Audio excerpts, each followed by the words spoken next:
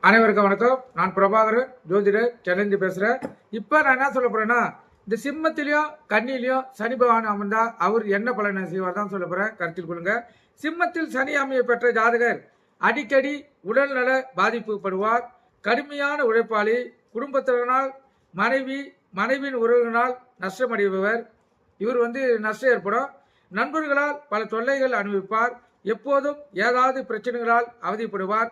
மனக்கவலை மிகுந்தவராக காணப்படுவார். கருத்தில் கொள்க. இது சிம்மத்தில் இருந்தா சனி இருந்தா. கன்னியில் சனி இருந்தா சிறப்பு. கன்னியில் சனி அமைய பெற்ற ஜாதகர் எதிர்பாராத நன்மைகளை பெறுவார். முன்னோர்கள் உதவியால் முன்னேற்றம் அடைவார். உழைப்பும் ஊக்கமும் உடையவர். அதிக உழைப்பாளி, சிந்தனை மிக்கவர், சிறந்த நண்பர்களை உடையவர்.